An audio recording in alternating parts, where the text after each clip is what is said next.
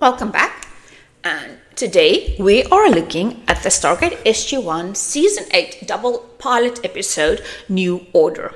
Yes, I know I've been promising Atlantis for a while now, and this still isn't Atlantis, but if Lost City was important, then so is New Order. And without further ado, strap in, here we go. And the episode opens with Daniel frantically packing. As he passes by the door, he says, "Doctor Weir," and she immediately replies with, "Elizabeth, please." Now, this scene, as is, it's about 5 to 10 seconds long, but it does give us a lot of useful information. First, we learn that this is Dr. Elizabeth Weir, although she's a brunette now, this is the same character. We also see that she's been at the SGC long enough that Daniel's pretty familiar with her lurking about, and she's familiar enough with Daniel to ask him to use her first name as an introduction to an actress taking over from another actress. This is pretty good. Unfortunately, she's here to tell Daniel that he can stop packing. He isn't going to Antarctica anytime soon, either to do some research or to get Jack out of the stasis pod. I also have to admit that I did some research, and McMurdo isn't a military base. There are no military bases allowed on Antarctica, but we do also hear that there are at least 11 other countries who are also aware of the Stargate program. And I keep talking about McMurdo because it's going to be relevant in Rising. Okay. I have to say that at this point, this news, Elizabeth telling Daniel that they're not going to Antarctica, could have put us back in a place to disliking Elizabeth, which would have been fair. I mean, she had some growth, but now it's a new actress and it's a new season, and apparently the first thing she has to say is that they will not be fixing the problem where we left off in the previous season. And as such, she walks out the door, even though Daniel was kind of annoyed at the news. She walks out the door and she tells Daniel, "Dr. Jackson," and after a moment with this kind of like soft look on his face, he softly asks him to also use his first name. And this is another small scene, but the way it is acted, the way Daniel comes across when he asks, it's obvious that he doesn't blame her for the news and that he is okay with her, he's accepted her, and it gives us a reason to like her too. Of course, after the intro, Sam grills Elizabeth about why they can't use the gate or the Daedalus. Sam really just wants Jack back.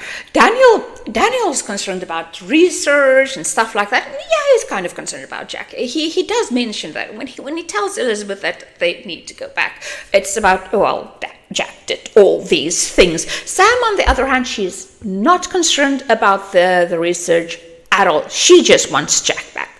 That's her only motivation around here. And of course, Elizabeth gives her this big wordy explanation about why they can't go. And then Daniel quickly sums it up that the gate is the USS political bargaining chip. And it's very casual, like he knows what she means, and she doesn't resent that because she turns to him and tells him like she would have never said that, she wouldn't have gone there. But Daniel just nods sagely, and again this is a little byplay that lets the audience, but also Teal'c and Sam know that Daniel and Elizabeth are okay with one another, they respect one another, they have spent time together.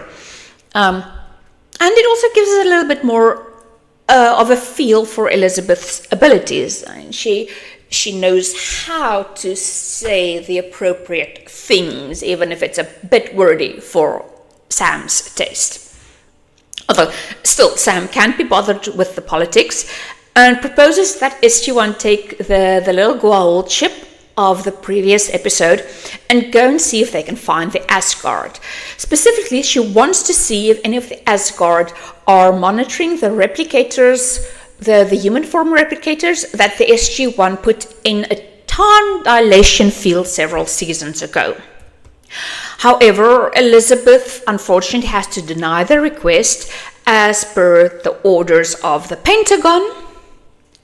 Sam follows her into her office and just keeps on at it until Elizabeth finally relents, and she is relenting to let Sam and Teal'c go on the mission. Daniel isn't very impressed that he has to stay behind, but I guess neither will the Pentagon be when they find out that two of them are taking the fancy little ship to the Asgard galaxy and probably burning out its engines in the process. Anyway, the two set out to Athala, the Asgardian galaxy. Meanwhile, back on Earth, the SGC receives a message from the Goa'uld system lords, asking to send representatives to Earth to negotiate a treaty. And already we have some characterization that separates Tori Higginson's Weir from Jessica Steen's Weir, because brunette Weir is just a little bit snarky. And it actually plays off very well against Daniel's more reserved seriousness. Actually, and I really do like the two of them sparring.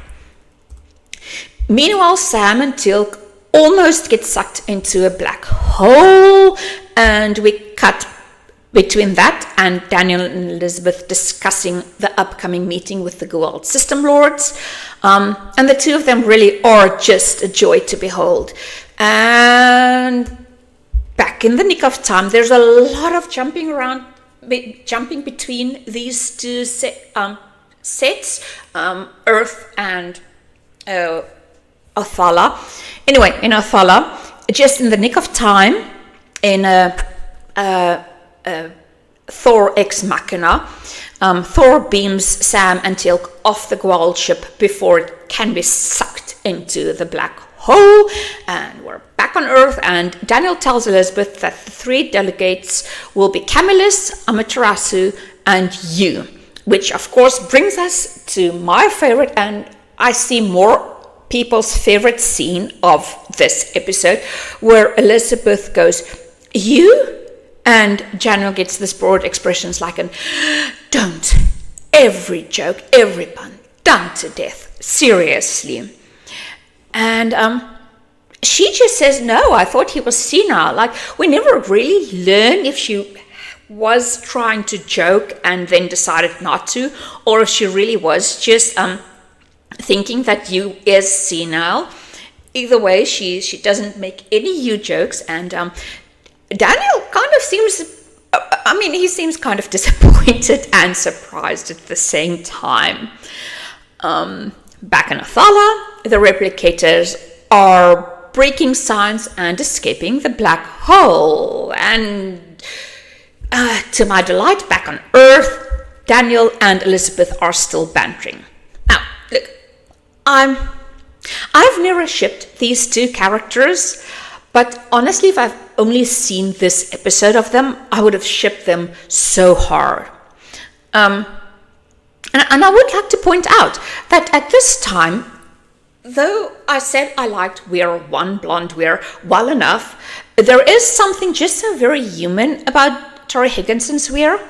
For a character who has just joined a well-established group and an actress who took over from another, this Elizabeth feels so effortlessly part of what's happening. She doesn't feel like an actor or a character still trying to find her place, which I guess makes me glad we got to see this incarnation of Elizabeth. Anyway, the Goa'uld arrive, and back on Athala, Sam and Teal'c gear up to fight the replicators on board Thor's ship. Meanwhile, on Earth, the Goa'uld are as charming as ever, and yet somehow Elizabeth manages to be snarky at them. Back on Thor's ship, Teal'c is left to fight the replicators alone as Sam has been beamed off the ship. Back on Earth, Elizabeth is holding her own against the System Lords, even though we know that she is bluffing hard. And tensions mount as the Goa'uld try to call her bluff by threatening other worlds. And I have a screenshot of Camillus here, but it's mostly Amaterasu who fights with her. I don't know why I didn't capture Amaterasu. She's pretty scary and pretty determined to win this sparring game. Anyway, Thor and Teal'c have they are setting off after the replicators, who are on their way to destroy the new Asgard homeworld. It has a metal or a mineral that the Asgard need in their technology, and the replicators really like it, so they will go there first. We also get to see that Sam has been kidnapped by Fifth, the youngest of the human form replicators. He's obviously very angry at her, and he sticks his hand in her head to torture her, which I don't like. And anyway, the CGI on this is pretty cool. It's very reminiscent of the T-1000 from Terminator 2 Judgment Day. And back on Earth, Elizabeth finds out that she isn't the only one bluffing, and that the SGC has been bluffing about the Asgard being able to protect the planet for years. And Daniel is enjoying himself, and their interactions are just top tier. On Thor's ship, Thor proposes self-destruct so they can blow up this little ship, this little replicator ship, while it's still in hyperspace. And Teal'c, being Teal'c, he doesn't argue about that. He's not suggesting alternative plans. He's not trying to find a solution that's not suicide. He's just, so be it. Oh, I don't get these warrior types. Like, at least try anything else before blowing yourself up. But anyway, and just as they are about to explode in a moment of replicator ex machina, some stray replicators throw Thor's ship out of hyperdrive, and they are left, just Thor's ship is left dead in space while the replicators continue to the new homeworld. Back at the SGC, the Goa'uld are being difficult, apparently backing Elizabeth into a corner, but she turns the tables on them in a very surprise move. And surprise enough that even Daniel didn't see it coming, and this is his reaction face to her telling the Goa'uld that if they are going to fight against Baal, then the Earth wants all of Baal's territories, because that's just how it works, isn't it? Back in Othala, Teal'c eliminates the last of the replicators on Thor's ship, but Thor tells him they will not be able to stop the replicators from reaching the new homeworld. And Daniel says he's kind of impressed by Elizabeth's bluff, but she tells Daniel that they might have to revive Jack. And this is Daniel's reaction. Like, this is the thing she said wasn't going to happen. Now it might just be needed. But before they can resolve the issue, Walter brings a copy of the message the Goa'uld has sent back to their people. So I guess Walter ex machina. Anyway, we jump back to the Asgard homeworld, and the Asgard destroy the replicator ship as it enters their territory. But it also leaves us, Thor and Teal'c, very rightfully thinking that Sam has just been killed. On Earth, the Goa'uld are trying to leave, and Elizabeth actually has a moment to be snarky at them again. She really isn't giving them an inch. And this could have been the end of that, except that their departure is a ruse, which Daniel figures out in time, shutting the gate in their faces. He comes down to tell Elizabeth and the Goa'uld, of course, that he knows that the Goa'uld are leaving because the System Lords are sending a ship to test Earth's defenses, and they will be arriving within the hour.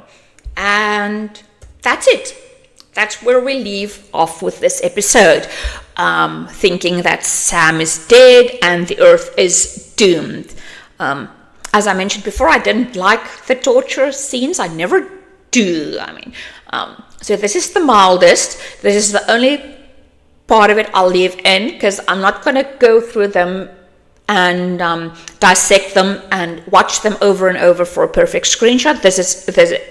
Sam's having a bad day. Oh dear. Now I have to admit, I've seen this episode several times, and I've always enjoyed it. But this time, having not just seen this episode, not just watched it and experienced it, but also having to think about it, I find that I simply adore the interactions between Elizabeth and Daniel. They are fabulous together on screen. Tori Higginson and Michael Shanks really seem to enjoy bouncing off of one another, more so than Michael Shanks and Jessica Steen did. And again, keeping in mind that these two actors have just started working together. So it was really fun watching them.